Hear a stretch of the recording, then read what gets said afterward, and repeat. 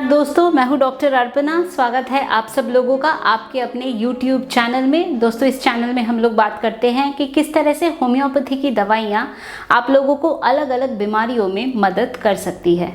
दोस्तों, आज हम लोग बात करेंगे स्मॉल एयरवे डिजीज़ के बारे में। तो स्मॉल एयरवे डिजीज़ क्या है, कौन सी होम्योपैथी की दवाइयाँ हैं जो आपको मदद कर सकती है, इसी बारे में हम जानेंगे। अगर आप मेरे चैनल में नए हैं तो वीडियो को देखने से पहले चैनल को सब्सक्राइब करके बेल बटन को प्रेस करना बिल्कुल भी नहीं भूलें, ताकि आप कोई भी वीडियो मेरी तरफ से मिस नहीं करें और आप लाइव कंसल्टेशन का हिस्सा भी हो सके। तो चलिए शुरू करते हैं आज का टॉपिक, स्मॉल एयरवे डिजीज़।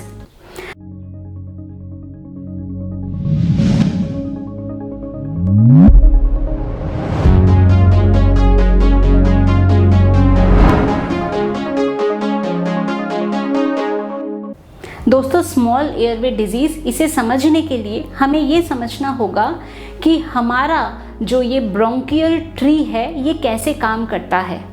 अब एक ट्रेकिया हुआ, ट्रेकिया एक हमारा बड़ा एक पाइप आ गया, उसके बाद ये ट्रेकिया के बाद दो डिवीजन हो गया, राइट और लेफ्ट ब्रोंकस में। तो ये जो हमारी श्वास नली है या हमारी ट्रेकिया है, ये फिर दो मेन डिवीजन में डिवाइड होता है, एक राइट के तरफ एक लेफ्ट के तरफ, और उसके बाद उसकी फर्दर छोटी छोटी डिविजन्स हो जाती हैं।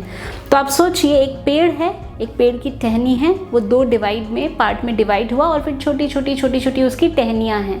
स्मॉल एयरवे डिजीज़ का मतलब है कि ये जो दूर के ब्रोंकियोल्स हैं, ये जो दूर ब्रोंकियोल्स होते हैं, एकदम पतली लगभग 2 mm व्यास की, तो ये पतली लगभग 2 mm वाली जो हमारी ब्रोंकियोल्स होती हैं, इनकी बीमारी को हम कहते हैं स्मॉल एयरवे डिजीज़। इसको समझने के लिए आप एक और चीज़ सोच सकते हैं। आप सोचिए, आपके पास 2 ग्लास में पानी है, दोनों ग्लास में बराबर पानी है, एक में नॉर्मल स्ट्रॉ है और जो दूसरा है उसमें एक पतली सी स्ट्रॉ डाल दी है। अब पानी तो आप पी सकते हैं, दोनों से ही पानी पी सकते हैं, पर जिसमें पतली स्ट्रॉ डली है उसमें क्या होगा, उसमें आपको टाइम ज़्यादा लगेगा पानी को ख़त्म करने में। ठीक यही चीज़ होता है स्मॉल एयरवे डिजीज़ में। क्या होता है कि जो कार्बन डाइऑक्साइड है या partial pressure of carbon dioxide है वो बढ़ जाता है, लंग्स का साइज़ बढ़ जाता है। क्यों ऐसा हो रहा है? क्योंकि ये जो प्रोसेस है, ऑक्सीजनेशन का प्रोसेस है, इसमें टाइम ज़्यादा लग रहा है, क्योंकि जो पतली ब्रोंकियोल है इनमें ऑब्स्ट्रक्शन आ गया है। तो यही हमारा स्मॉल एयरवे डिजीज़ है। तो दोस्तों, ये स्मॉल एयरवे डिजीज़ हम देखते हैं COPD में हो सकता है, क्रॉनिक ऑब्स्ट्रक्टिव पल्मोनरी डिजीज़ में हो सकता है, एज़मा यानी अस्थमा में भी ऐसी प्रॉब्लम हो सकती है।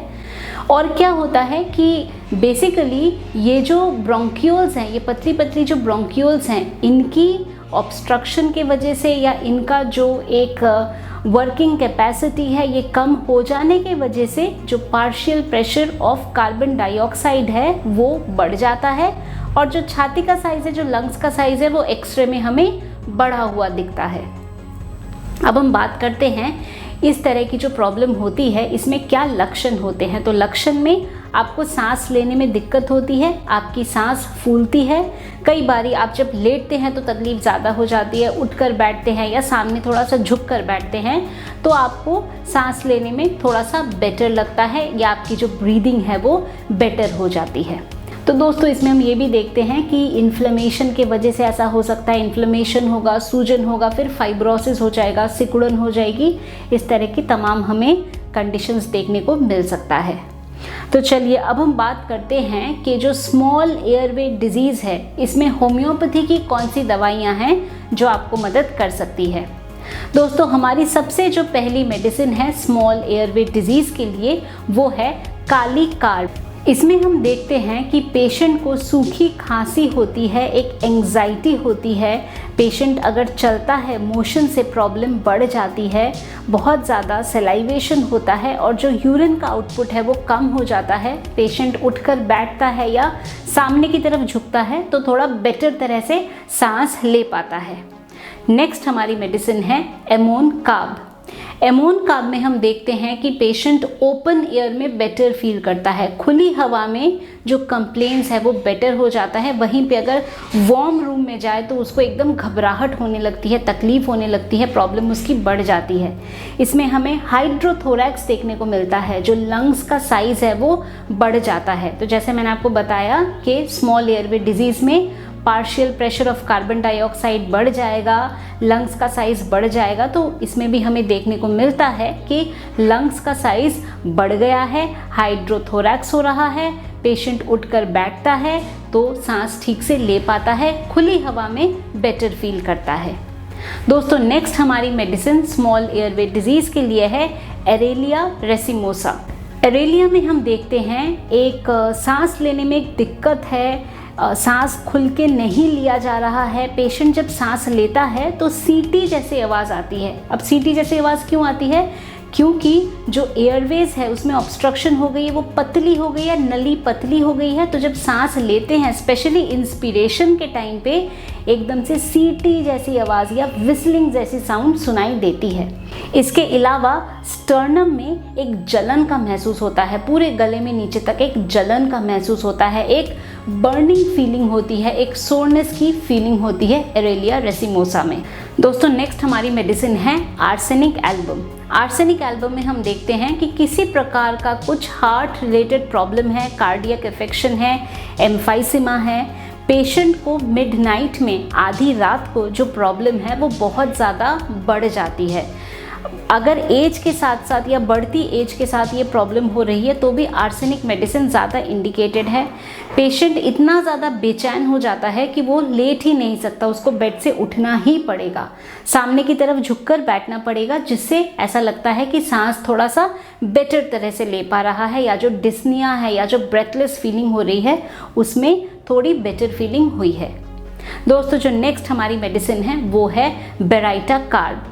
तो इसमें हम देख रहे हैं कि जो कार्ब वाली एलिमेंट्स की मेडिसिन है, जैसे कि काली कार्ब है, एमोन कार्ब है और अब बेराइटा कार्ब, तो इनका इंडिकेशन स्मॉल एयरवे डिजीज़ में अच्छा है, या लंग्स में जब कंजेशन होता है, सीओपीडी है, अस्थमा है, तो ऐसे कंडीशन में भी ये मेडिसिन हेल्प कर सकती है। बेराइटा कार्ब में हम ये भी कह सकते हैं कि बुजुर्गों में अगर अस्थमा की प्रॉब्लम हो रही है, सफोकेशन हो रहा है, ऐसा लग रहा है कि लंग्स का पैरालिसिस हो जाएगा, लंग्स काम नहीं कर पा रहा है, ब्रीदिंग ठीक से नहीं हो पा रहा है, इम्पेंटिंग ब्रीदिंग या एक सफोकेटिव फीलिंग हो रहा है, तो ऐसे केस में बेराइटा कार्ब मेडिसिन को हम कंसिडर कर सकते हैं।